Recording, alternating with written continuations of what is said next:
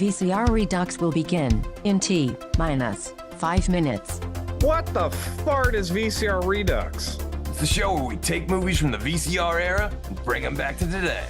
Well, how do we do that? Well, we start by talking about a VHS classic, and usually you'll say something like, I haven't been this uncomfortable since I watched Meatballs 4, Meatballs to the Rescue with my parents. Oh yeah, or you'll say something stupid like, I wish we lived in a world where the Garbage Pail Kids made as many movies as the Muppets.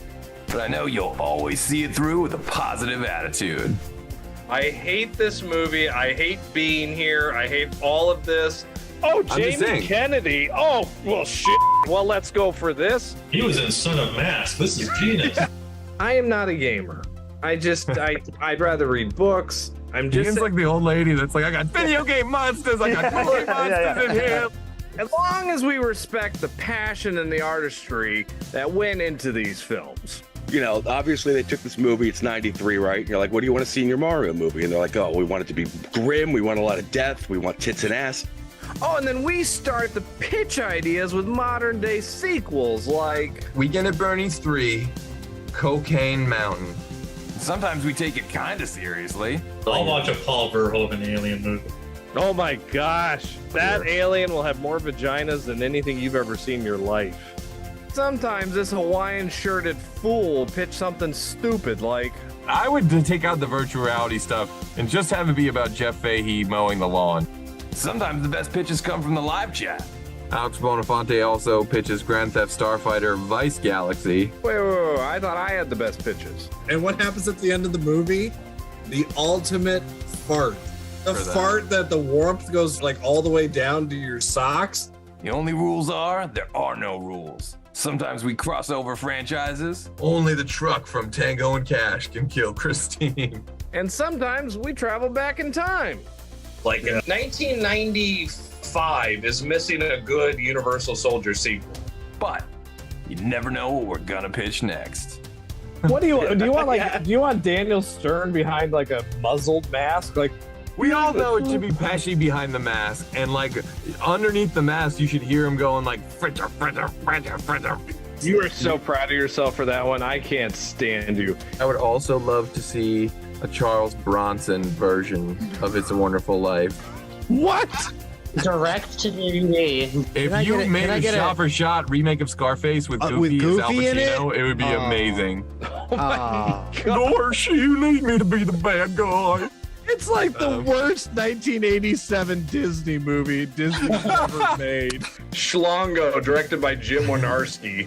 Like, I would watch a whole bowl of that. Do the John Holmes story. Add a comedy spin to it. Wow, the Wonderland murders are so funny. I'd watch it on my mobile. Something happens and he goes into a coma. He gets like, hit by a car or something. I know this is dark, but like, bear with me. He's got to go on. Did you just go like Hard to Kill with Ferris Bueller? I'd watch it on my iPad. If you want to just like throw in the kitchen sink, I mean, it all works. Like Alien versus Predator versus RoboCop, like if that works. Alien versus Predator versus Terminator, that works. Alien versus Predator versus Ernest, that works. That works. I respect everything you just said. I need David Silver and Terry Silver and the Sloan family all learning the Quicksilver, but they're doing it in Breakin' 3 Hydraulic Boogaloo, and it's underwater. It's gonna be incredible. Eat your fucking shit out, James Cameron. I got the underwater movie you can't touch. That was the most disgusting thing I've ever heard in my life. Mr. Toxie Goes to Washington. My ass would be in the theater tomorrow. If Harley Quinn gets 7 movies, then Tank Girl should get at least 70. That's the stupidest thing I've ever heard of in my life. I mean, why should we even bother with Look Who's Talking when Air Bud is soaring to new highs? All I know is I want Danny McBride. I'd want him doing anything other than writing Halloween movies, honestly. Anything that keeps him away from that fucking job, I'm for it. Just let him talk out of his butt. I don't care how he does it. I'd rather not. Austin Powers doing the Macarena. That would be the opening credits. Come on. But we have not yet had Die Hard on a half pipe. What if John McClane Jr. was a pro skateboarder and also an avid machine gun enthusiast? Skater Die Hard.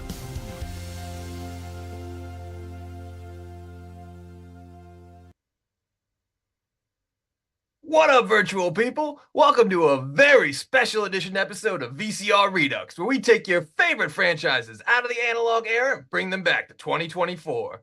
The wait is over. The day has finally arrived. This is VCR Redux 100 Sequels of Glory. I'm your host, Pop Culture Punk Chris Stiles, joined as always by my co-host with the most, Film Professor Ian Klink. How you doing, everybody? And flanking him, the third leg of our VCR tripod himself. Oh, Mickey, you're so fine. Hey. Mac Daddy Mickey Torres is on the show. What's up, everyone?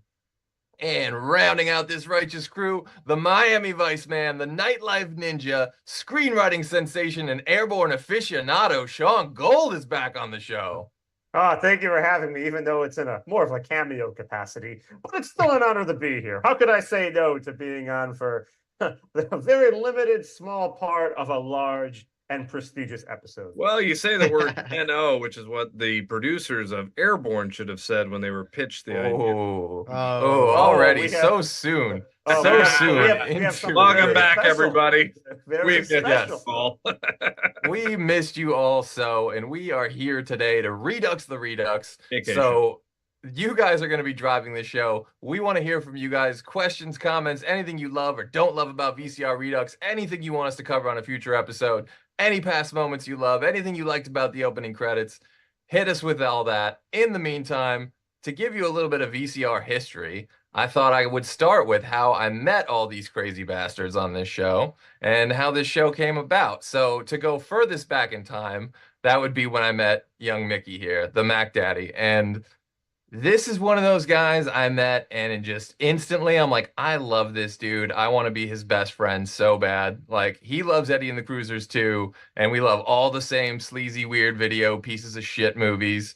And even though he has some of the strangest taste in cinema of anyone I've ever known, we instantly buddied up, started going to cons. We did a show on YouTube years ago called Best Around, which is embarrassingly bad, but done with love and passion.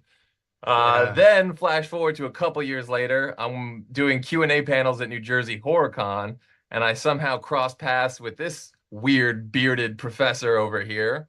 And we both had a common friend, Mr. Dave Maresca of Hollow Knight Network, who kind of brought us all together.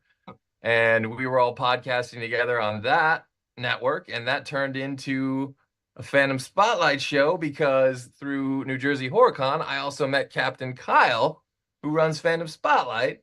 And we started, collabing on Q&A panels. And it just went from there. And during the pandemic, he hit me up one day and was like, hey, are you ever going to do a show on Fandom Spotlight? I'm like, hell yes, I am. And VCR Redux was born. And one of the most special additions to that show is when I met Mr. Sean Gold here. This actually, I have to backtrack a little bit because I technically met Sean just a hair before we started doing the show. Sean slid into the comment section on mashup after mashup and just delivered gold. I mean, pure Sean Gold, pure Gold's Code magic every time. Whatever comment he had was funnier than whatever mashup I ever did. And one time it literally went off the charts when I did a James Tolkien Eat Lead Slackers Back to the Future 2 spin-off poster. And he just started coming up with lines of dialogue that were so brilliant. I was like, who is this guy? I need to write a script with this dude. And we still haven't to this day, but we're getting closer and closer. We may have a comic book, tooling around in our brains that we may unleash upon you guys. You hear that, Mickey? I'm the favorite. There are no favorites. There are no favorites in VCR video land. There are nothing but hits. Even when Ian makes us cover Congo, there's still nothing but hits on this show. Congo was a hit. Everybody has their favorite. Everybody has their favorite Spice Girl. You choose one. So that being said, what are your guys' favorites VCR Redux memories, moments, episodes? What comes to you guys? Well, don't all go at once now. Ridiculous Sean is anytime Sean is on the show. No. Oh, well, I was gonna say something nice, but okay. All the airborne bitches, Sean. We sure. love it, Sean. No, I got to be honest. Chris, you were kind of saying that, and I'm just remember, one of my favorite moments, and it's nothing against Mickey or Sean, but there was one moment when we were in podcast land with the show, and Chris and I were just doing a show on Look Who's Talking.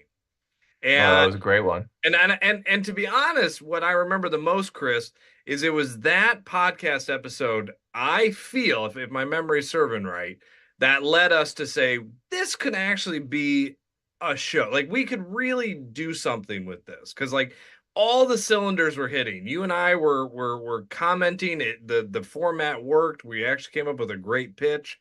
I think that was the first time we had podcasted just the two of us, Ian. I think every other time we were there with Dave and a couple other people. And I think we really hit a groove on that one. And there were a couple ones leading up to that exist on Hollow 9 up there. Yeah. I hope they were up there, I think. No, they're still there. In audio form only. The Fright Night one in particular, I think Highlander was a good one. Yeah.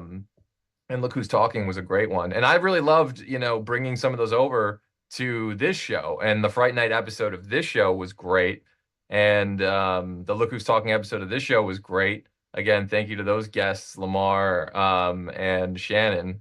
Yeah, those were great episodes. Yeah. But I gotta say, there's one movie that really just brings out what I love most about this show, and its pretend mashup sequel happens to be sitting right behind Sean Gold, and that is Airborne.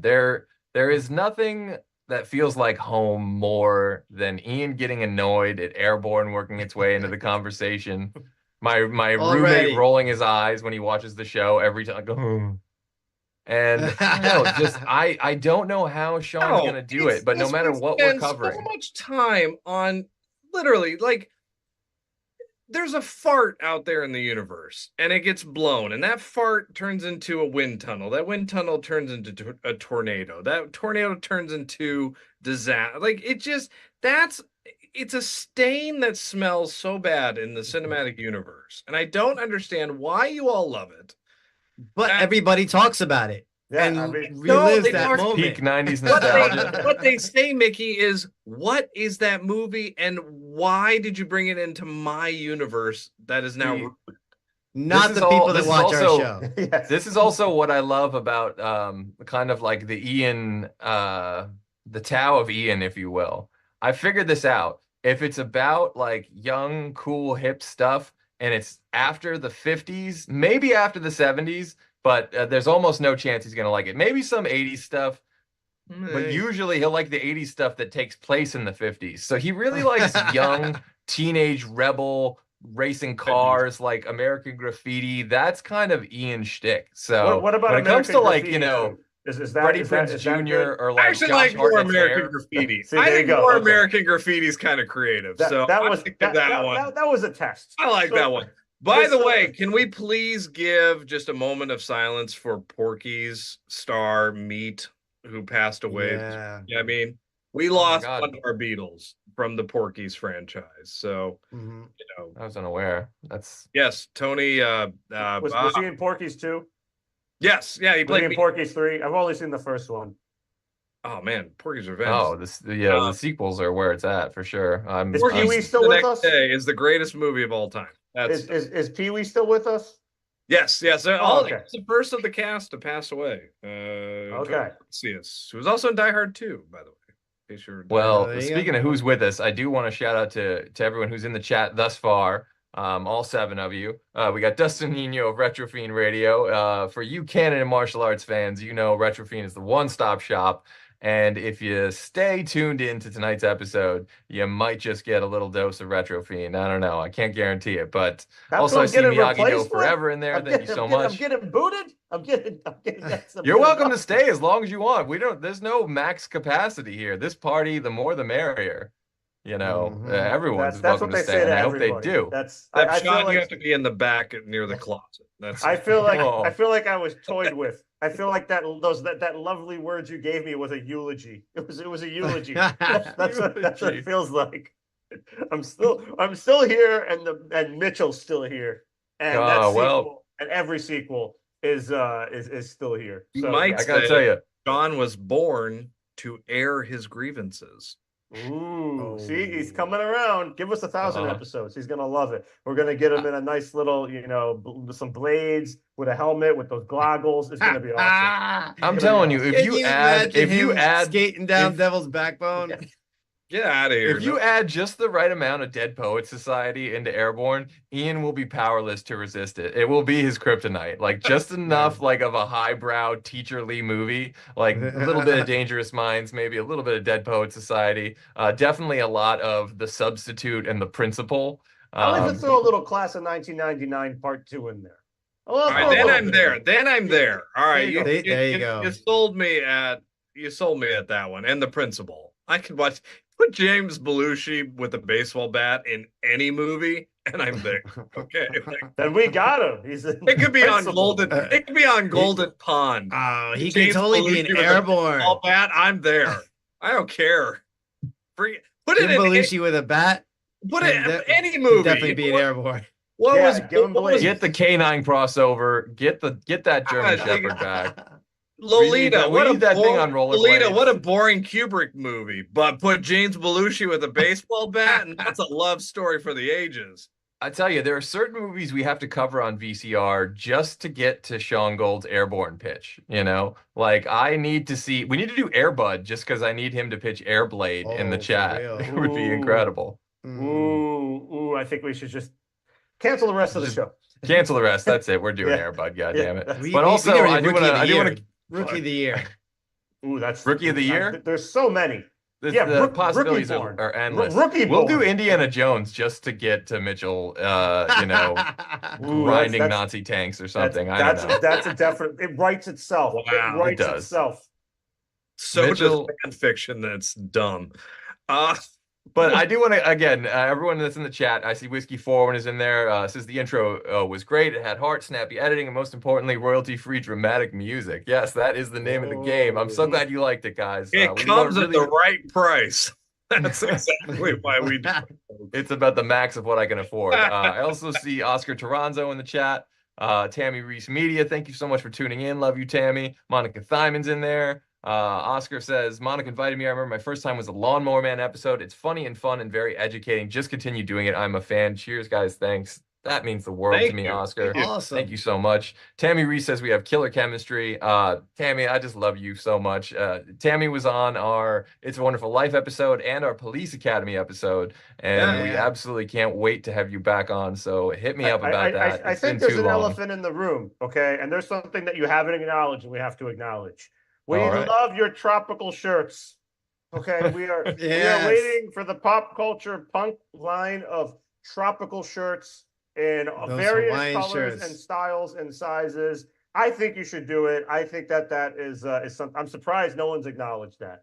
It's definitely a character that's a part of the show. I'm almost sad that my red background now kind of camouflages my favorite red Hawaiian shirt here. I need to mix it up and get some more colors. I need some bright pink or some purple, all of your shirts that you wear on this show.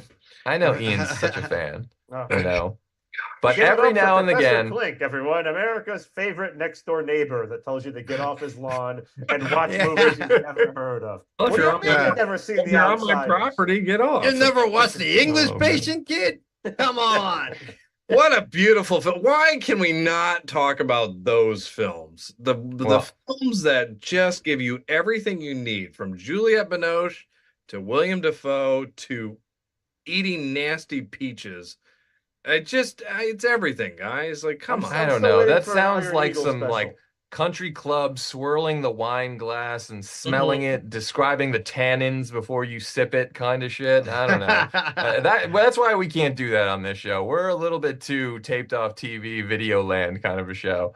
But we are also a little bit running behind on schedule because it is time for me to show you a new clip as well. And this is one of my favorites. And who better to tee it up than Mr. Sean Gold himself, because we are about to show you what I belovingly call 44 Airborne sequels in 12 minutes. So I hope you enjoy, guys. We will be back live in just a few minutes, and enjoy the clip in the meantime. There's things in life. I can't do. And Airborne 2, Devil's Backbone has now become an annual race, and Mitchell needs to team up with the preps to prevent the kids from getting killed.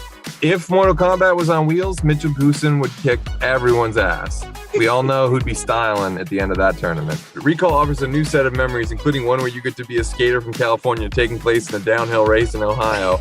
And we might as well have a Carrie Airborne crossover. Watch Mitchell truly fly when backed up by Carrie. She probably would throw them all down Devil's Backbone. Starship Troopers Airborne, where they go to the planet Devil's Backbone. You will see a race when the bugs chase them down that hill. That character Snake is in there because Snake eats bugs. Skip all the sequels. Luke moves to Cincinnati to retire, but gets caught up in another war, this time with the preps. Now he needs to help Mitchell and his crew with the race. Universal Airborne. And Airborne forever belongs in space. We all know this. So the hackers have to hack the mainframe to stop the Devil's Backbone virus from spreading. Okay? It's a downhill hack because they have to keep moving. Okay? They can't be located with the GPS. And it's like a 5-minute race. Stop the virus. It brings back the cast of both Hackers and Airborne. Gold's Code says Airborne 2, Mitchell Goosen goes George Bailey, and we see what life was like if no one skated the Devil's Backbone. This is the preps never humbled would get into government and begin a nuclear war. Mitchell saves the day and the world. Oh my God, I need all this. Mitchell and the preps get faced off. Now Mitchell must navigate the world of the preps. The stakes are raised in Faceborn. Toontown is under siege by the preps, and Roger Rabbit needs to bring in Mitchell, Snake, Wally, and the rest for the ultimate Toontown race. The kids and adults get shrunk to play a real-life D&D game on a huge war gaming table and have to blade down an exact replica of the Devil's Backbone. Or Gold's Code says roll a D9 and have the preps do 5 damage. Big Russ goes fishing, finally. Except he doesn't expect to run into the middle of a downhill race down Devil's Backbone. Now oh my gosh! And inflators before fishing season ends. Shrink the preps and Mitchell's crew and have them race through a Micro Machine playset. Ooh, that's actually pretty dope. They could have done Airborne in East LA. Pootie Tang is called upon by an old friend, Snake, as they need an extra skater to finally beat the preps. But Pootie's ambushed by the preps on his way into town. Pootie-born. Says Mitchell needs a summer job, so he takes up landscaping only for his new client, a father to a prep, abduct him for experiments. Now Mitchell needs to skate to freedom in cyberspace. Bam! Mitchell Goosen, Snake, and the Wily Man enter some cartoon portal and have to skate the Devil's Backbone in Toontown with Goofy and the crew. Obviously, Dr. Evil hatches a plan in Cincinnati to take over the world. The preps are going to realize this plan, so Austin Powers has to go to suburbia in the 90s, which is very hard to be undercover, especially in Cincinnati, learn to skate, team up with Mitchell, go to Devil's Backbone, and save the world. Straight from Cincinnati, right to your heart. Skeletor uses the key and travels to Ohio, where he corrupts the preps. Now He-Man must team up with Mitchell in a downhill race for the universe. It's Masters of the Airborne. Mitchell moves to Hong Kong, where he stumbles across the Kumite. Now aided by Jackson, he must use his skills as a blader to fight to survive. Our good friend Sean Gold of Gold's Code has a pitch. Rex Manning is a washed-up, no-talent jabroni who has one chance to get his respect back. A no-holds-barred race down Devil's Mountain with Mitchell and the crew. You thought you were safe, Ian. It's an Airborne video game in the Wizard. A skating game, but they're in the game and there's a giant screen and it's a downhill race. You could just call it Devil's Backbone, and that could be the game. The Wizard 2, the Devil's Backbone. That's what you do. Mario and Luigi warp to Cincinnati and are powerless. They must stop Bowser by learning how to skate downhill in a race to beat the preps and save the Mushroom Kingdom. Love it. Gold's Code says Airborne 316. Zeus is hired by the preps in a revenge plot. Now Hulk must help Mitchell and his crew in a blading wrestling battle down Devil's Backbone. No holds born. You're not sponsored by Airborne. We do not condone Airborne. We don't have any. See, that's why your internet is failing. Eddie and the Cruisers are playing a high school dance, only for the preps to crash it. Now he must join forces with Mitchell and provide the rocking tunes to Snake's revenge. Eddie born. Mitchell goes with his parents to the Congo. For an I already like this expedition. I love it. They discover the remains of the lost city of Zinj, and Mitchell must put his rollerblades on and blade through the Congo to save his never parents. wanted the monkeys to win more. He's got to come with his cousin. He's got to be there with his cousin. Well, Wiley will come. Yeah. I think Wiley won't make it though, and it's Kongborn. That's what it is. Oh, Wiley gets killed because he goes for the diamonds instead of just grinding the rails. Yeah, he goes for the diamonds. He goes, I can finally move out of the basement. But then Edie McClurg, Wiley's mom, comes in there and is like, "Would you boys like some ape Kool-Aid?" Even the producers of Airborne think you all are ridiculous. You buy the rights, you get that shit on Blu-ray. It was You get your ass out there and you put out that fucking Blu-ray. Okay, here. Okay, the navigator comes back. It can't find Joey Kramer. It finds Mitchell Gooser. Abducts him before the race. So they lose the race. So then they have to set time right so he can actually beat the race. I'll be back. I'll wait. They go to a dystopian future where the preps are won and Cincinnati is terrible. Not the fine, upstanding, clean city that we know today. So he has to work with the navigator to get back to the original time. Think about him working with a snake that's 30 years old. Yeah. Think that's movie material right there. It takes a lot of work, and I tell you what, you can easily win Devil's Backbone if you're in a flying saucer. I just want to say to the kids at home, if you say your prayers and eat your vitamins and you train hard, you too can be pitching Airborne sequels on VCR Redux. It's only for the determined. Yeah. Let me pitch this. Anyway, Mitchell takes a summer job as a camp counselor, only to realize the rival camp is run by the preps. Now Mitchell must train his campers to skate for the summer win. Meatballs v. Airballs. The fact you just said airballs, I'm kind of Come in. on. Just the title alone is worth it. It's a blood sport type tournament with Street Fighter characters and some new faces such as Snake. Snake's level is Cincinnati and all of the Airborne cast is the background cheering him on. Oh, I love it. Gold's Code pitch. Just an Airborne video game in Street Fighter style. Select your characters such as Mitchell, Snake, Wally, the Preps. Levels include Devil's Backbone, the skating ring, the gardens, and more. Alex's niece spends her day playing the arcade game Devil's Backbone, only to realize it's a training simulator for a new generation of bladers. Now she must join against Preps 2.0 and Starborn. Nothing can stop the rematch between Mitchell and the Preps, except Wally's mom, who wants to participate with cream corn. It's Stopper My Mom Will Bladeborn. Wow. Mad at losing his fortune, Troy reaches out to his cousins in Ohio to help retake the Goondocks. The Preps come to Astoria to cause trouble, but don't realize Sloth loves rollerblades in Goonborn.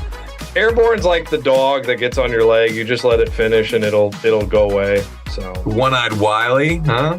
Mitchell makes a wrong turn down an alley and discovers the Garbage Pail Kids.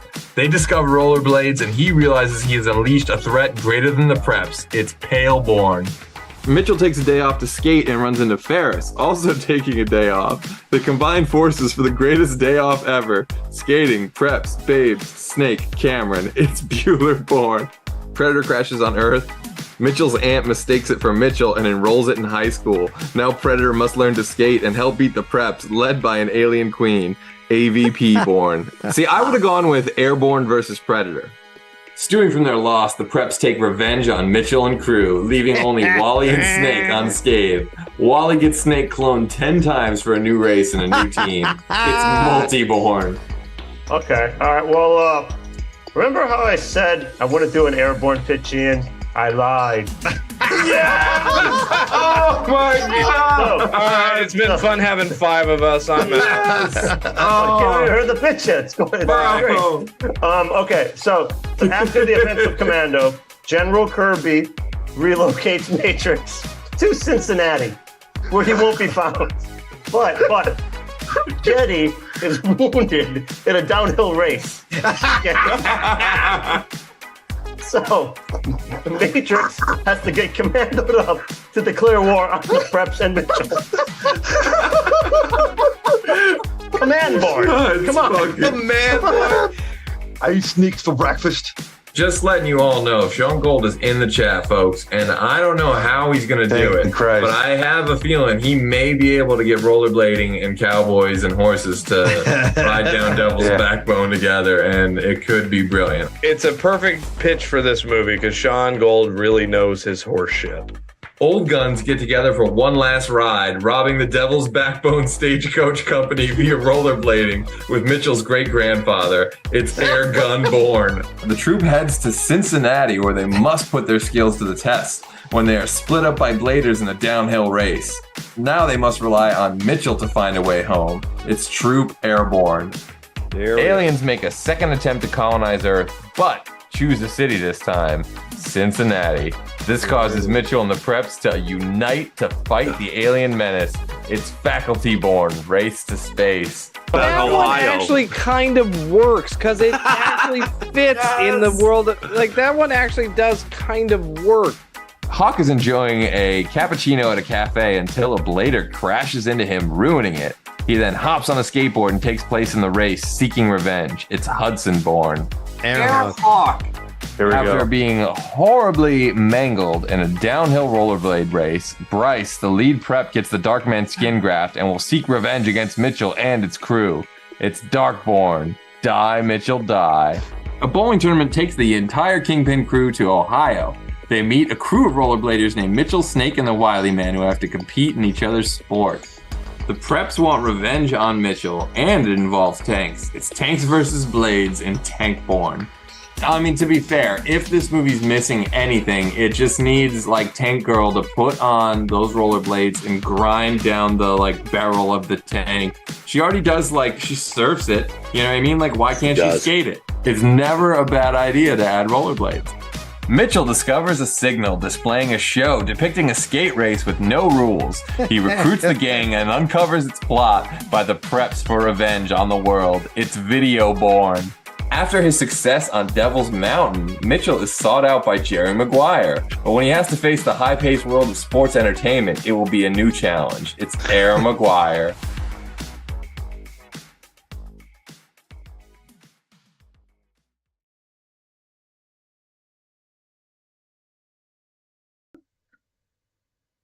What up, virtual people? Welcome back to VCR Redux 100 Sequels of Glory. We are back and we are joined by another longtime VCR veteran. She's the co-host of the Spooky Picture Show, producer of the upcoming Angela the Sleepaway Camp documentary, and avid defender of all things Cobra Kai. Melanie Mullen is live and on tape. Yes! Thank you so much. Life. West Coast, I love it. Coast, That's right. baby. The show is moving on out to West Coast time soon. Better watch out, folks. Thank you so much for coming on. To give you guys, I hope you enjoyed the Airborne clips, by the way, as much as I hope you did. I hope that's the best. It looks like my magnum opus. I hope that they are seared into Ian's brain, and I strategically made sure that Melanie would come on after the Airborne clip so she wouldn't have to suffer too much of that, because I know she likes it just about as much as Ian does. But what? I know. Shocker, right? But since I gave you a little bit of background on how everyone came to be part of this VCR crew, I figured I'd give you a little bit of stories how I got to know Melanie. Back in the day, we were both in one of the very first, I think, Cobra Kai Facebook fan groups, www period Cobra Kai period COM, all lowercase, of a really great group. And we actually got to chatting one day, and we were this close to teeing up a Just One of the Guys documentary. And that's how I first got in touch with Lisa Gottlieb, who came on the show. Yes. I knew her agent through conventions and all this. So, you know, everyone I talked to was like, yes, yes, yes, let's do it. And then boom, the pandemic hit. So I wasn't going to get within 6 feet of anyone at that point in time. And now here we are about 4 years later almost, and I'm no closer to making that dream a reality. But hopefully one of these days we'll get back on that. Chris exemplifies the VCR Redux can-don't attitude, and we love him for it. Oh, so true. So true. But Melanie is an elite part of what I would call probably the 10 Timers Club. I'm sure Sean's a part of that club now as well, as is Steve, Zangief Anderson. Get a free napkin from a restaurant of our choosing. Yeah, right. If it's a Cracker Barrel, forget it. It's worth it. It's worth it, please. It's tattoo time. Tattoo time. 10 timer for life. Yeah. That is good for a free glass of water in any sit-down restaurant across the nation. I can guarantee you that. So some love for the airborne clips in the chat. I see Retro Fiend Radio again, the best canon martial arts docs around. Say, wow, that was impressive. Thank you so much. Amanda Perez says it's never a bad idea to add rollerblades. I have a pair of skinned up knees that say otherwise. Well, I'm very sorry to hear that, Amanda, but they do make some pretty rad hyper-colored knee pads, and you would look like the cool kid in school if you were rocking some of those, and your knees would be safe. I feel like there's a product placement coming, which is why it's a word from our sponsor. Are you tired? Yes, that's right. Do you live in a retro style world where people still rollerblade? Well, don't worry, we got you covered. It's the pop culture punk tropical shirt knee pads. Like, come on, man. Well, speaking of knee pads, there's also some rollerblade love in the chat from Metal Vamps Magazine and Miss Kitten Rose Ramirez. Thank you so much for tuning in. Love you as well, Kitten. Dustin Nino says that's the best thing ever created. I love that the airborne love is still flowing, and I apologize, Melanie and Ian. But also, I see ADub 9099 in the chat. Anthony Ramirez on Instagram, or ADub, that's reversed. Anthony Ramirez, but ADub 9099 on Instagram. Thank you so much for tuning in. One of my MASH bros. Says Robbie Keane and Mitchell battle of the hair. Oh, that is so true. I don't know who's got it better. Robbie Keane's got some excellent hair. I don't know. Melanie, you're probably going to weigh in favor of Robbie Keane. You know, thank God he like finally cut his hair once he was like on the run from the police. Because his hair reminded me of like the Johnny Depp Willy Wonka. And I could not Really? I could not see past it, and I could not take that character seriously until he cut his damn hair. So you're saying Mitchell has the better hair. Okay, so that's one for airborne. Well, I think for me, it was kind of a combo of he had like that one son from Home Improvement's hair who shaved his sides and had it really long everywhere else. That was not super JTT, 90s. but the other one. It was The like, young one? the older one. Brad. Oh, the older one? Oh, it was Zachary Ty Bryan. Yes, yes. Brad. They all had fucking 3 names, didn't they? 90s, man. I don't think the young one did. I don't think know. the young one did, but he married Okay. an old lady at one point. Oh, wow. In real That's life? for another day. Well, Did hold you on, join let's like go a back to cult? that. No, Which episode was I don't that? want to take the show totally off topic with my No, random please, pop please culture take it off tidbits. topic. Please. It would be. please. It wouldn't be VCR Redux if it didn't go off the rails.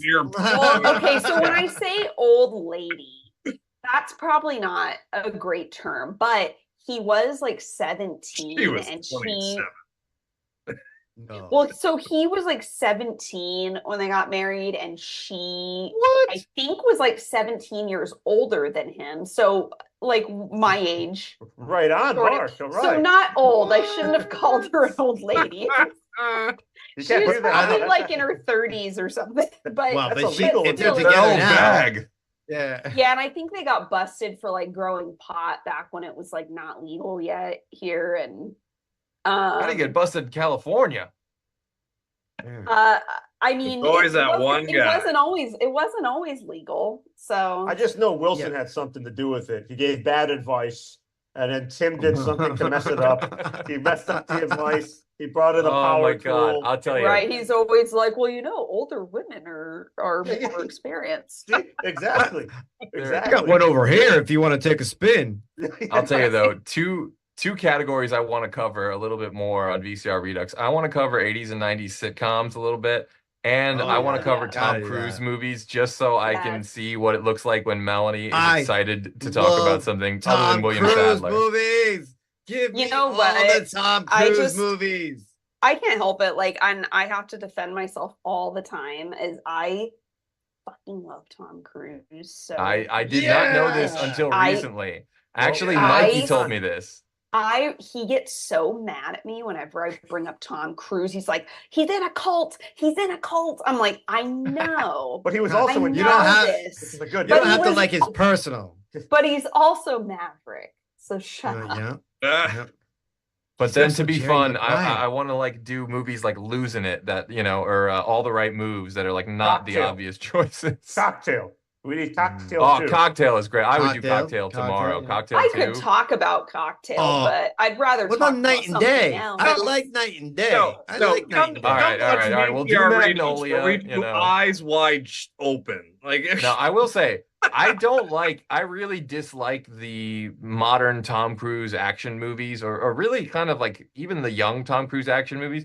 I like Born on the 4th of July, like Rain Man. That's my kind of like when he Peak Magnolia. really gets to act, when he really gets to show. So when when he he gets was to play starving, someone when he that's had to not make a Tom Cruise. paycheck, and he I had do to like actually the do firm. I can't lie. I mean, yeah. He's a real, Oh, Ian, he's of a course, real loves weirdo. Far and Away. He's always going to defend Far Oh and my Away. God. The best Oklahoma raid scene of all time. Give me. I mean, there's so much competition. Probably in the that only category. Oklahoma raid scene. No, come on, you people don't understand cinema. Ugh. I mean, yeah, Tom Cruise is like one of those actors I absolutely never want to meet him. I don't want to look into his eyes. You don't want to ruin the good. Yeah, I don't want to look into his eyes. This is a I perfect don't... setup. Chris, tell her who our next guest is. Oh God! No, I will But say I though. love him from afar. Admit it, you people at I home, love- for half a second, you about crapped your pants thinking we actually. Like, they're gonna get Tom Cruise? Oh yeah, she really thought we had. She really thought we was about to be cruise control on here. But I will say, I love how the Keanu-sance has kind of like almost overshadowed, like not just Tom Cruise, no offense, but also Johnny Depp, and no offense to any of his fans that are in the chat. But I feel like Keanu is just like every year, no one's getting annoyed that he's like back on top. They're more happy about it. It's like, give me more John Wick, give me more Constantine. Because he's a good dude. Great, and he's known for being dude. like a really Yeah. nice person, and so I'm happy to see it. Yeah. Johnny I love John Depp, Wick. Johnny Depp, I think he has. What was like the last good movie that Johnny Depp was in? What's Eating Gilbert Grape? I mean, that's a great movie, but I mean, Donnie Brasco was after that. Donnie Brasco. I No, like I'm Ed still going Wood. with Gilbert Grape. It's got the burger barn. It's got the burger barn. Donnie I like Brasco the was character in Tusk, but I'm a Kevin Smith fan, so I mean that's yeah. You know who yeah, doesn't and get of a course lot of you're also like the snobby Kevin Smith fan who has to like whip out Tusk like you're all proud and pretentious. You know, you can't just say Mallrats or Clerks I didn't think Tusk was bad, but I certainly never want to watch it again. What about Red State? Wasn't Red State a Kevin Smith Red State movie? was good. Yeah, Red State was good. I like Red State. I didn't see that coming. I thought Silent Bob and Jay were going to show up and do something wacky. Yeah. Boy, was I sold a bill of goods. That was wrong.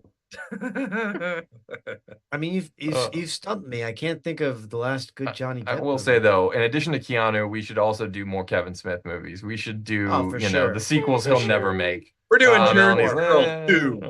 Clerks Born. Clerks Born. Yes, I can't wait for the airborne connection to come to I fruition thought there. Clerks 3 was like decent. Until now, wait. Yeah, spoiler alert until the ending. I should say just that. I won't say what happens at the ending.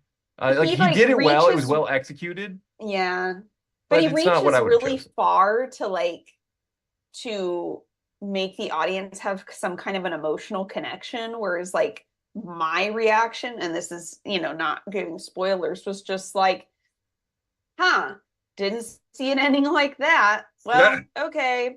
But Kevin Smith always gets some kind of emotional, connection in all of his movies. Basically, something that like basically comes out of left field, and you're like, even Dogma.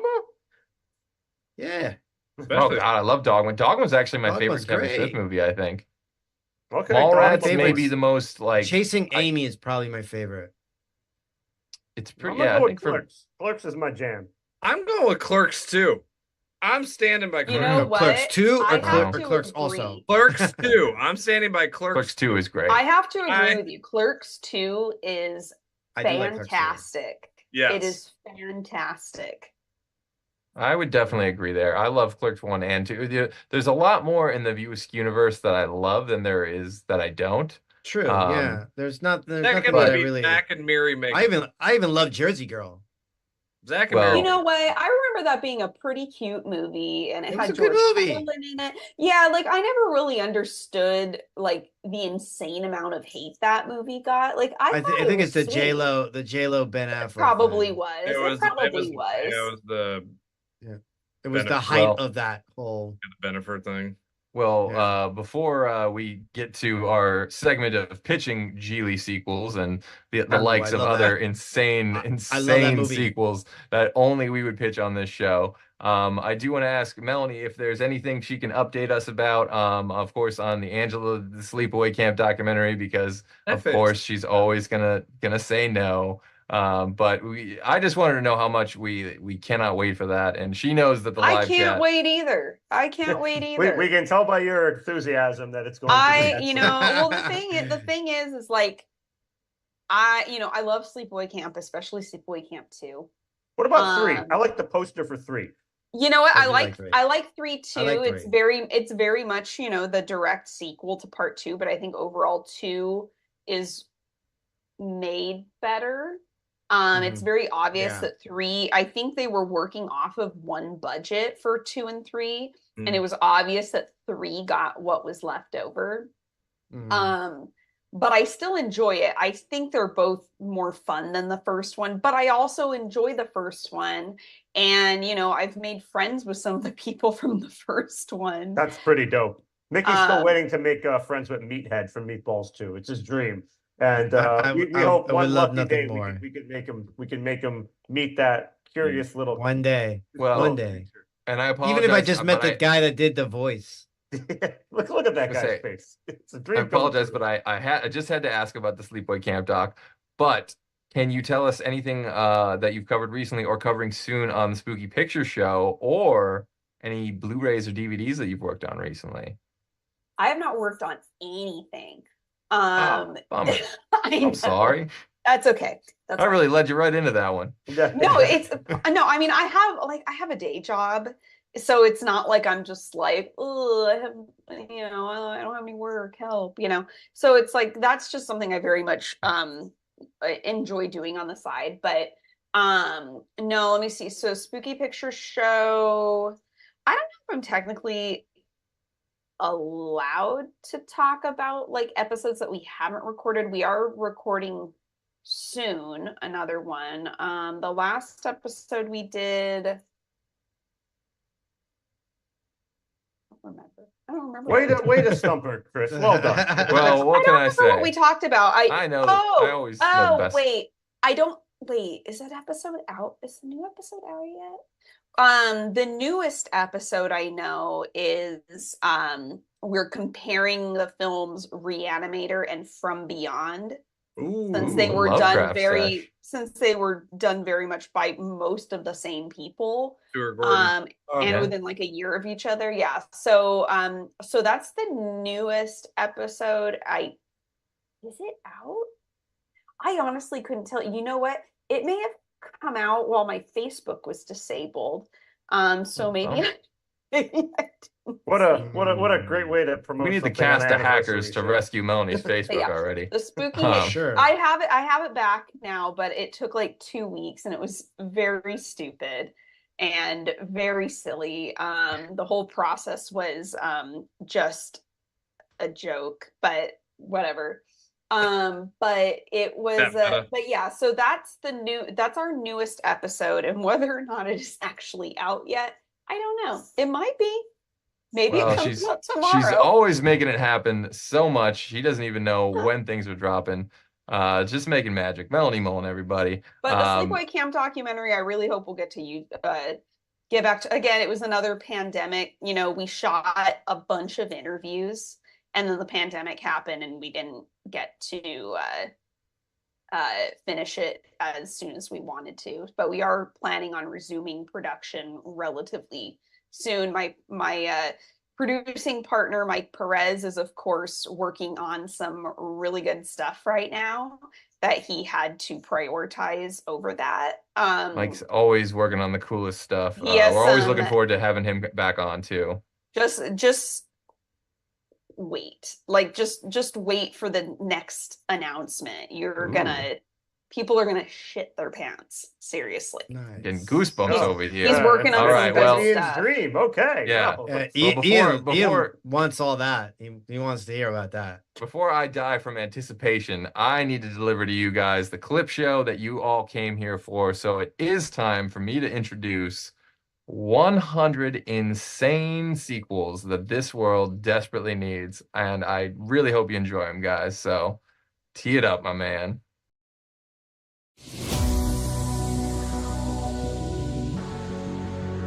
We've already done Bride of RoboCop, so we have to do Seed of RoboCop.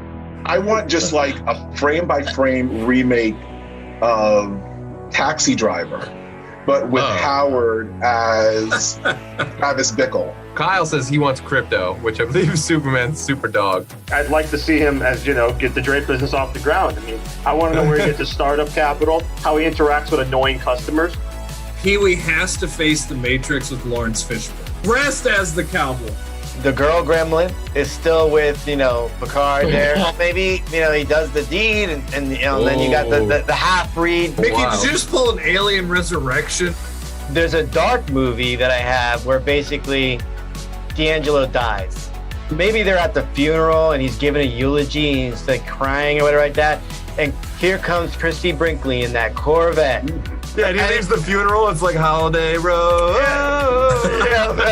Yep. Kyle says Fright Night at the Roxbury. Beverly Hills RoboCop. We need Eric Roberts to take on the Predator. Predator of Greenwich Village. Predator took my thumb. Cheech and Chong's Caddyshack. The people want Zac Efron as Wolverine, and we're going to give the people what they want. Alex Bonafonte is pushing for a Pauly Shore universe where all his movies are connected. I think it's perfect time to make fun of a Jar Jar Binks. So instead of a barf character, it'd be a Jar Jar Binks character. Hot Tub Time Cop or Time Cop and a Half. Get Kid and Play and do Class Action Hero. And they live right next door to 3 men and a baby. 3 men who are talking. But I also want Cher and Dion, they're next door neighbors with Romy and Michelle. Bride of Johnny 5. She gonna have robot titties though? Because that's very important. What if he starts like, Fast and Furious with lawnmowers? What if Junior really does give birth to Satan? Wolf of Wall Street? Yeah, Scott and Todd are smoking coke and doing all the... Charlie Sheen and Michael Douglas in A Nightmare on Wall Street. Freddy could carve Greed is dead into Gordon Gekko's fucking chest. What about The Land Before Time? But Jason is Fievel Mouskowitz. We all know how much he loves his mom.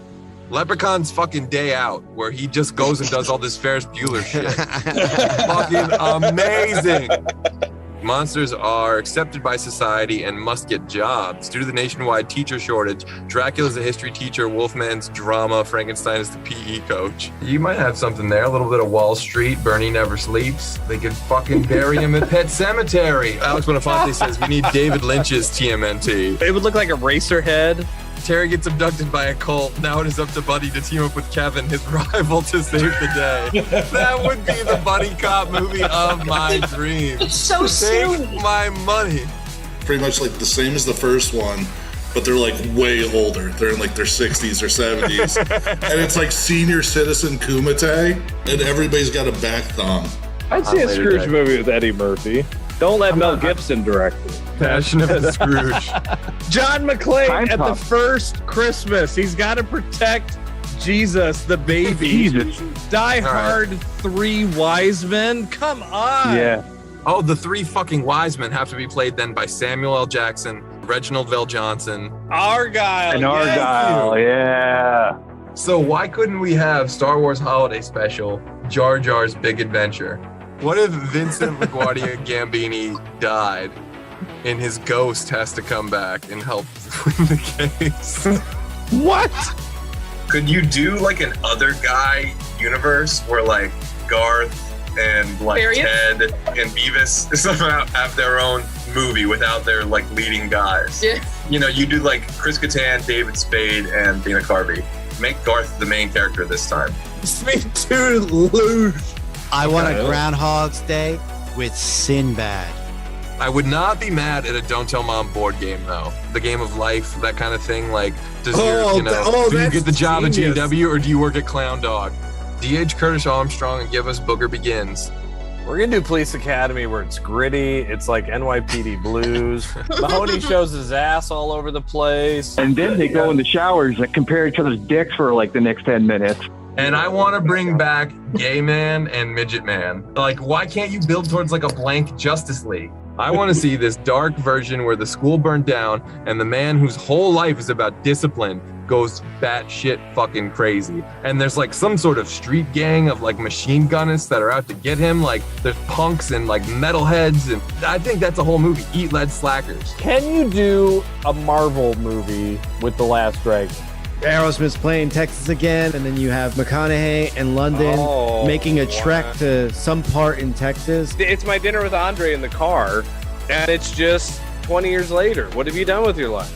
I want a Walter movie. Just John Goodman. The E.T. 2 Judgment Day, just like the James Cameron version. Like, what would that be? I mean, I'm picturing E.T. waddling over skulls, in LA in 2019 with laser beams going by. Oh my God, you could have had fucking Charles Bronson and Clint Eastwood. Would have been amazing. Louis Gossett Jr.'s Chuck. A Cronenberg alien movie, that would be hardcore. I would appreciate giving some acknowledgement to the TV show too. Like, how about having both Lisas and both, it's almost like the Bill and Ted kind of scenario where you have the, the Anthony Michael Weird Hall. Science, No Way Home. You have Long Duck Dong, you have Ducky, and then you have Howard the Duck, and then they have like a DuckTales movie where it's just the three of them, and they just solve mysteries and crime. You don't want to watch Goro and Kano having dinner with each other again? I would totally watch a 2-hour movie just of that. It's My Dinner with Andre, but with Goro. There's an interesting one in the chat here. Mannequin 3 takes place at a strip mall, so Mannequin on a budget. We finally get to see the party that Richter and Quaid get to attend, and it is a rager. It's a Total Recall bachelor party. I would fucking watch that in a second. See you at the party, Richter. Today? Like Leprechaun in space, kind of like Airborne in the Hood. Mash up Great Balls of Fire with Enemy Mine and call it Great Balls of Mine. Can you imagine Romeo and Michelle behind bars? Could you do like a Boyd's in the Hood, like Graboids in the Hood kind of thing? A behind-the-scenes documentary of the game show itself, sort of like The Office. We see Sub-Zero's commute, Dynamo's marriage problems at home. Chainsaw hasn't worked in years, but due to budget cuts, Principal Shoop hires him to teach film in summer school. Expect cameos, laughs, and some life lessons. The entire Saved by the Bell crew comes in to help Jessie and operate her own club with a hilarious cameo from Mr. Belding. A Very Species Christmas. A Very Species in New York. Christmas. I like though, Mickey picks Cable Kai. And then the house gets robbed while this youngest Cone is there and it's Cone alone. Yeah, Macaulay Cone had a sitcom version of Carrie, like a multicam laugh track. Everything's a catchphrase. Cause you're a goddamn sinner. Ha ha ha, laugh track. I could also see Elvira's Playhouse. Christina's now a jet ski and spring break is in session. It's up to the only sober spring breaker to save his friends from this deadly wave runner. I would love a Toxic Cheaper by the Dozen. Oh, Toxie just run down raising all these little kids, all these little baby kids. Toxies. Toxic Day Camp. A Ramona Ricketts story. Like, I actually think it'd be interesting to have a world like, what happens when all the bugs are gone? What happens when you don't need the army? What do you do with them? A movie about Johnny Rico just flipping the fuck out and just like gunning the shit out of a town and fucking with the local police. man. Like, yeah, I'm pretty much there for that. Rico, First Bug Part 2. I also thought a separate movie you could do would just be Ladies Night about Jimmy Moore. Like, that's a fucking character I would absolutely watch an entire movie of. And this world needs more John Lovitz movies. Danielle Harris is kind of her father's daughter in this. Darian, fast talking, take no shit. Why couldn't we do like a Netflix series about like her as a private detective now, and maybe she's had some fucking loss in life? I know you're gonna call it The Last Girl Scout. Don't. That's you have to. Forrest Gump could be a hacker. He could make his processor run really, really fast. Macaulay Culkin wakes up. He's chained to a bathroom in this house, and there's a talk boy, and it says "Play Me." Right, the talk boy plays. But there are pitches in here. I'm sorry, like It's a Wonderful Life 2, Electric Boogaloo, which I'm all for. I love the team up of The Rock and Kevin Hart. I'm telling you. Oh my God. That's so horrible. I would like to see a story take place more in Toontown and just have it be almost like a someone gets murdered every week, episodic Law and Order type Roger Rabbit. Can you do something where Nick has learned from French class and he decides that he's going to enlarge penises with the machine? I can't see Disney having a problem with this at all. Oh God, if they had ever been able to take If Looks Could Kill to space. Can you get Tom Cruise near a real tornado? He would do it. Yeah, he would demand that the tornadoes be real. You could literally do the Dirty D prequel. Just, getting dirty, and just the rise of Dirty D. I want Matt Frewer and Jeff Fahey, the two lawnmower men. I want Lawnmower Man 3, It's Raining Lawnmower Men. Now I want a fucking goofy time travel movie. You could totally do a goofy Back to the Future. You're a goof, McFly. You're always going to be a goof. Yeah, can you imagine Christopher Nolan doing that? He really would put actors in with real sharks just to film it in 70 millimeter. What about Austin Powers and Beyond Thunderballs? I'm wired to hate it, but I love that weird Wildorf character. Like, I would actually watch a spin-off where he's left on Earth and he has to adjust, like the Howard the Duck story with Wildorf. Like, what does he do for a living? How does he find his way? American Bloodsport kickboxer. And literally, it's Van Damme versus Van Damme. Rex Manning is rediscovered by a TikTok influencer and becomes a sensation. Now he has to overcome his demons and doubts to take to the stage once again and say no more. More. The rise, fall, and rise again. Like Walk Hard, the story of Rex Manning. I mean, part of me would just honestly watch like the Sega version of this. Like, especially because at the time, it would have been so low rent. It would have been made with like the quality of like a Mac and Me. Pacino and De Niro as Mario and Luigi and have it directed by Scorsese. What if this movie had happened just 2 years later and it had been, say, The Ultimate Warrior as the hero instead of Hulk Hogan? I want a clash of Anaconda and Congo. We're talking Anacongo, and I absolutely love it. My Anacongo don't want none unless you got buns, huh? Call the PTA on that one. Get this. What if you got him and Henry Thomas? Get a bunch of these kids that are in, like, get the kid that was in Mac and Me. Get a bunch of these guys, make it kind of a like an Expendables of washed up alien movie stars from the 80s. God, why do you hate the world? What you want, Highlander 2, The Quickening of Meatheads? That's what you want? Just make the Mr. Bean Street Fighter movie. Grand Theft Starfighter, and I don't know how it worked, but I'm in. I don't care. Give me Scarface in space. That's all I need. That's all I need. Dude, you could do, Death Becomes Them or something. How politically correct for this day and age. Death Becomes They/Them. Yeah, it's time we went with Frank Stallone. Stop for my brother shoot. What happens for the One-Eyed Willie ship? I think that'd be really interesting. That's like One-Eyed Willie's Carlito's Way rise to power. I also thought an interesting plot for the movie would be that the Garbage Pail Kids are getting canceled. So it's like Garbage Pail Kids versus cancel culture. You could have like Incel Eddie, Woke Winston, and Misinformation Mark. What about Wendy? Creepy Karen. No, Cameron's Day Off. Oh, I would watch that. Build on the dance scene from Predator 2 behind the scenes and have the Predators team up with Turbo and Ozone for Breakin' Predator Electric Boogaloo. We follow the pizza shop in Miami until 4 gets involved in the Miami nightlife scene and becomes a target of a crime kingpin, leaving 2 and 3 to rescue him. It's multi-vice. Valverde has been overthrown yet again, but Matrix has amnesia and it's up to his brother Vincent to help John not be a wimp. It's Danny DeVito in Twin Commandos. Oh my God. That actually is kind of funny. I want a prequel on Chavez. That's what I want. Oh God, Red Sands Creek. Oh, give me that would be a hard movie to watch, but I would watch the fuck out of that. Troop leader Annie Herman returns, killing the troop, revealing Annie is short for Angela. Troop sleepaway camp. Now I just want the trauma version of the faculty. This time the Cretans are the heroes against the aliens. Hudson Hawk lives a quiet married life and begins coming to terms with his unique abilities. He moonlights as a nearly invincible vigilante in M. Night Shyamalan's Unhawkable. And you combine Darkman with Taken, and he uses his fake skin disguises to go rescue people around the world. Yeah. What if it's Big Earn's not revenge, but his redemption? What if he trains someone who has got a serious disadvantage, like a missing hand or something like, something similar to Roy, something that reminds him of Roy Munson, or it could be Roy's kid or something. I would love to see Tank Girl just killing machines in the apocalypse. Like, it could be a Terminator knockoff, it could be like Foot Clan, it could be anything. But if it's just Tank Girl versus the machines, I'm down for whatever it is.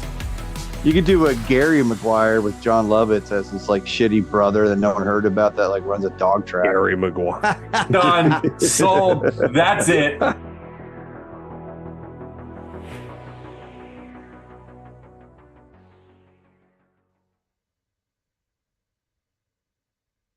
What up, virtual people? Welcome back to VCR Redux 100 Sequels of Glory. We are here live with proof positive that two heads are better than one because both of the brilliant minds behind Retro Fiend Radio, makers of the finest canon and martial arts docs available, are here with us tonight. Dustin Nino and Christian Smock are on the show. Yes! Yeah. Thank you for having us. And I think the VCR award for the best dressed man in the universe has to go to the Nino. I mean, looking like Scarface in space meets the Nasty Boys. I love this man. I want to learn. I want to train karate with you. And you are dressed what a night of regret is.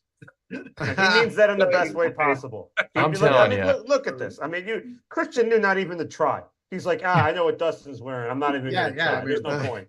Christian doesn't have to try. He's I'm got always a in the Drew background with Struzan Meatballs 3 But- poster. He raised the bar, and then that was it. Yeah, listen, I had to represent for the special show. I said, how better can I do it than it look like we're going to solve murders as Detective Pina and Colada? So I said, what the fuck? Why not? There you go.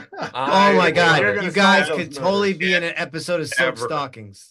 Oh God, yeah. You did not silk stockings me. You did not silk stock. I hate. That's a classic. Red Shoe Diary. I love USA Up All Night. Give me anything from USA from '96.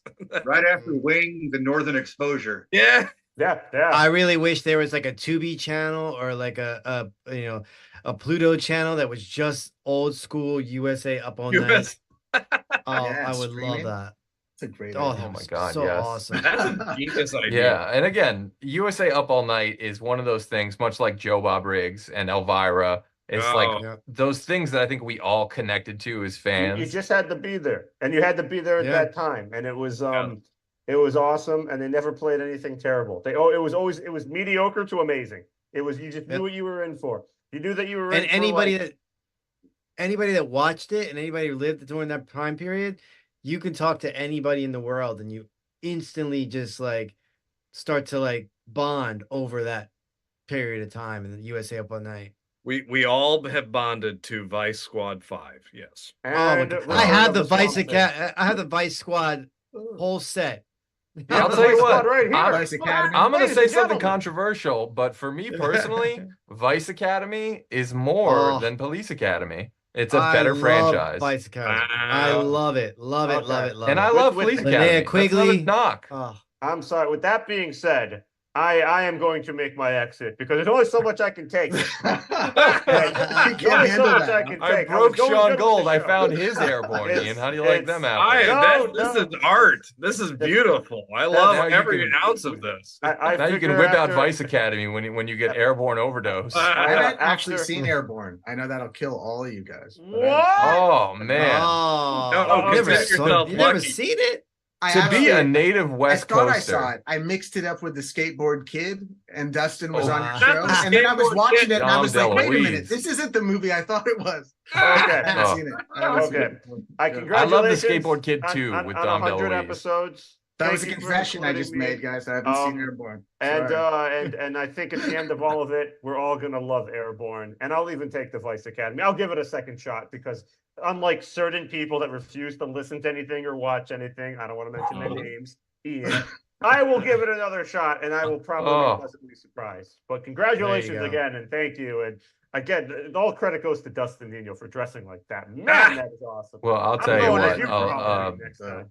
I'll tell you what. A lot of credit needs to go to Retro Fiend Radio because, again, just the most incredible docs. If you're a fan of canon, if you're a fan of ninjas, if you're a fan of martial arts or muscles or like true American schlock and just everything that kicked ass about the 70s, 80s, and 90s, stuntmen, martial artists, fight choreographers, they've got it all, and it is cut to such perfection. Like, it makes the clips that you just saw, like, those clips are crap compared to the editing that goes into Retro Fiend's videos. 100%. It is incredible That's stuff. a great way for me to get played off.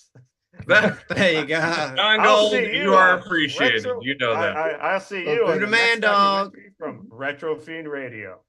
Signing Sean, off. Sean Gold, with love Bye, as Nightlife always, Ninja. sir. You are the Miami sensei. You are the ruler of the nightlife. We love you, Thank you. buddy. Congratulations. Our Thank you so Miami much, sir. connection. But as he Don't signs ever off, give that man a microphone again. No, I'm just joking. He's hilarious. Ian's Lex Luthor. I love it. But to give you guys a little bit of background on the Retro Fiend Fandom Spotlight connection, I think it goes back to, again, me doing the mashup posters in Canon Films groups. And I think Chris and Dustin, I probably friend requested them from them like heart reacting one of my posters or something. And one day they just popped into my DMs and were like, hey, you obviously like Canon movies. Do you want to hop into this Zoom call with Sam Furstenberg, the director of American Ninja 2 and Breakin' 2, Electric Boogaloo, and like every fucking one of your favorite Canon movies, like Ninja 3, The Domination? And I was like, oh my God, are you shitting me? Like, this is Christmas right now. And I've done over probably 75, maybe close to 100 Q&As now, moderated them myself, but there is nothing like a Sam Furstenberg Q&A.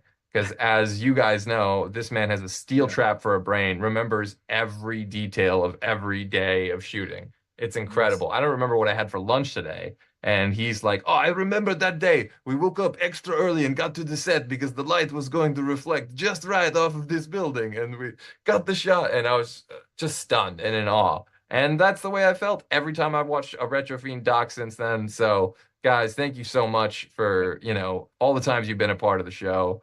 And it's just an honor to have you. It's always an honor to talk all things Bloodsport and all things Stephen Lambert and all things Sam Furstenberg. And just can't thank you guys enough for everything you've added to this show, because we would just be sitting here talking about Airborne and docking and annoying Ian without you guys. So, well, thank you. That's very, very kind of you to say. We both appreciate that very much. I think Dustin's done your show more than he's done our show at this point. I think that's probably true. Thank you for having him on. I mean, that's amazing. If I didn't sit at a desk for 8 to 12 hours a day, I'd probably be on more too. But I've been at this you both desk always for have like a standing 12 hours invitation. Today, so. But no, thank you so much. I mean, you guys have always been so supportive, so great. I've only done I did 2 shows with Stephen Lambert, and your show was one of them. And that's just such a great memory for me, especially now that he's Me too. I mean, that man, again, I'm thank you for bringing him up again, because it's just a guy that,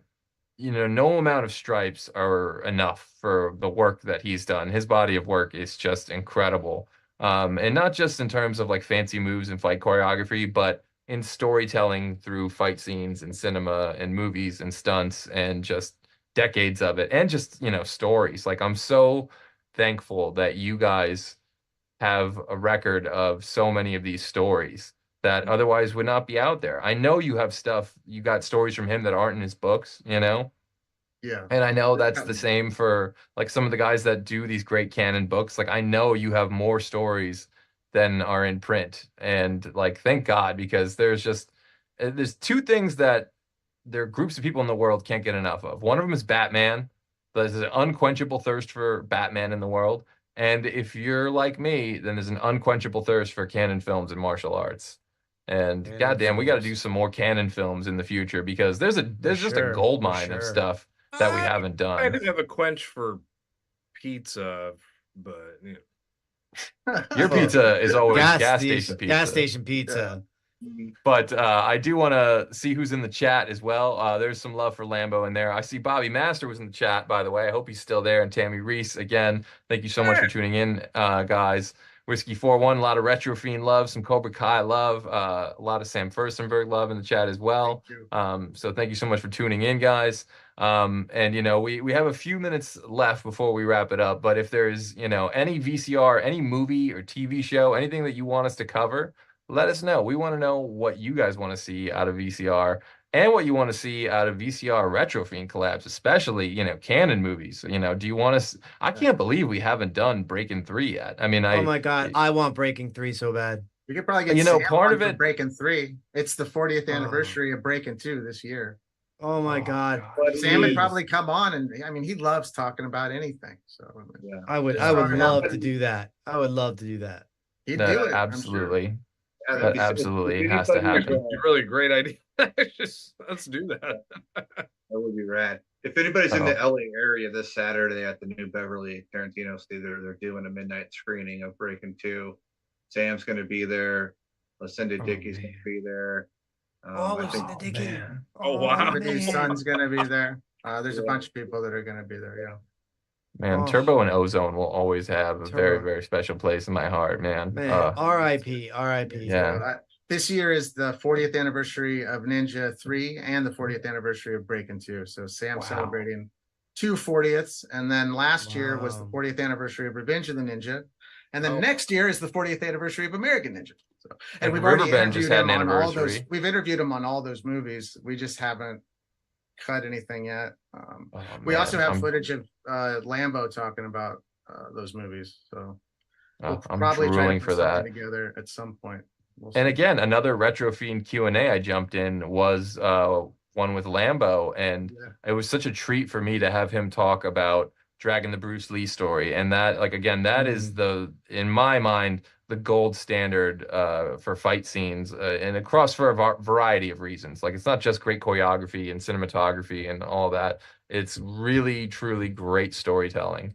It sounds weird to say, but it's like fight scenes with heart versus like, I don't really like the new frenetic, chaotic action where it's just rapid, fast cutting and Those like are shaky fight cam. scenes with we put some of the clips where you were interviewing him on our YouTube channel. So there we have some of the clips from that Q&A and the full Q&A too. But that was an amazing day just in general, because not only did we have him, we had Grandmaster Douglas Wong, who is, you know, his teacher of 50 years, and they were good friends. Grandmaster Douglas Wong trained David Carradine on the original Kung Fu. Grandmaster Wong's a legendary person. So the fact that we had him on with Steve was, and you were there, I mean, that was an incredible day. Yeah, that was just unbelievable. And I remember talking to Sensei William Christopher Ford about Douglas Wong, and he knew, you know, like, so anyone that's on that level that like he knows of, that's like on the 52 Masters level, I'm like, wow, that's incredible. But again, so much of that is covered. Like, I think you guys have some great stuff. I don't know if it was, I can't remember now, it's a way back, but someone was talking, it was something where someone's talking about Benny the Jet or Urquidez.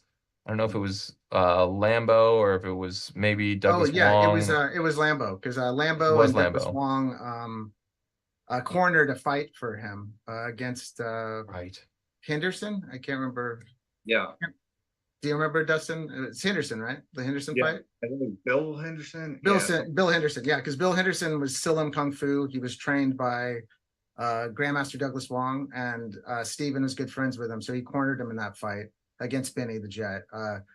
Benny won, of course, but it was an amazing fight.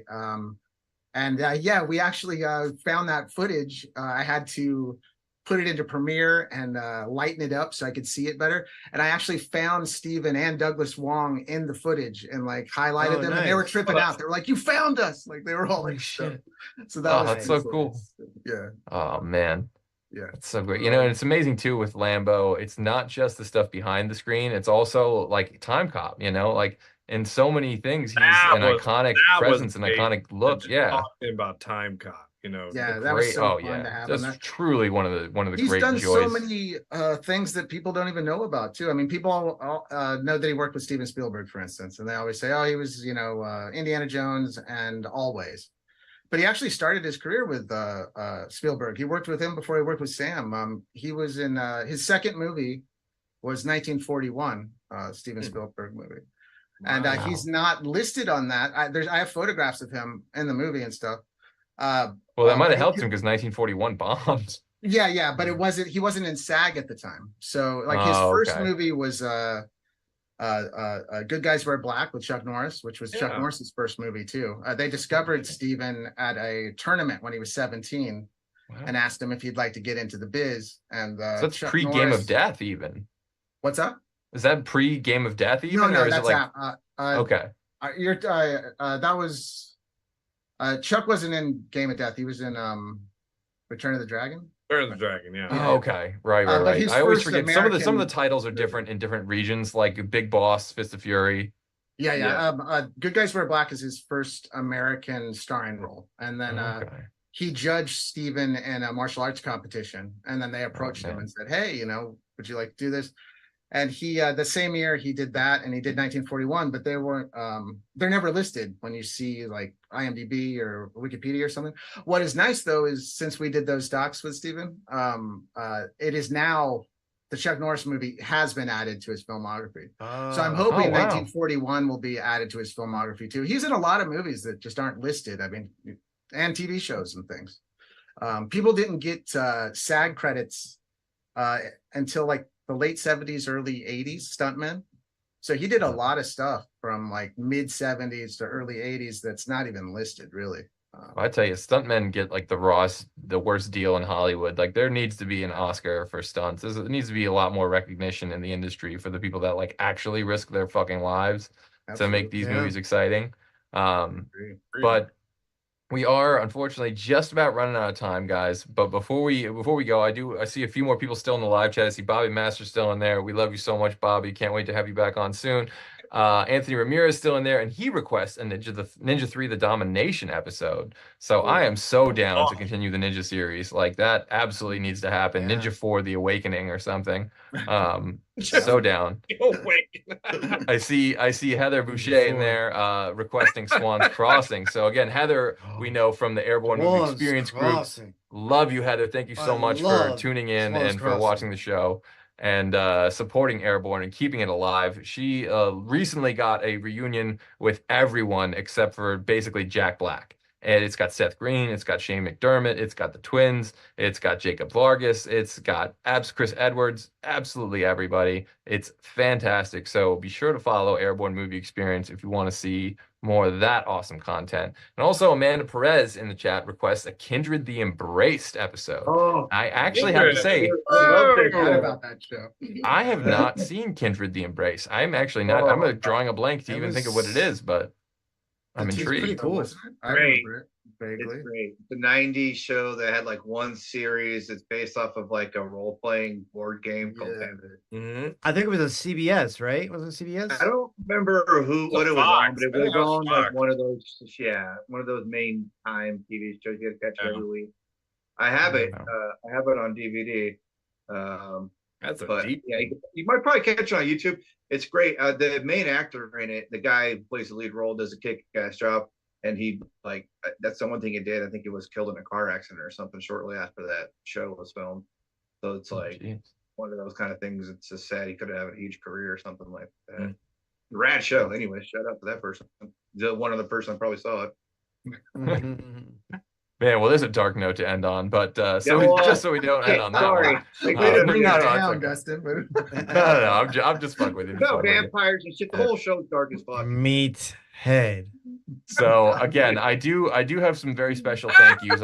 I want to get out there, and I welcome you guys to do the same. If there's anyone that you want to thank for Retrofiend stuff, or again, Mickey, Ian, anything, feel free to jump in there. But again, since this is as close as I'm going to get to the Oscars, I do have to thank Captain Kyle Williamson, MK2, the entire Fandom Spotlight team for giving us a show and letting us be on the air. Yali Perez, Jazz Bealby, Scott Benson, Martin Maruri.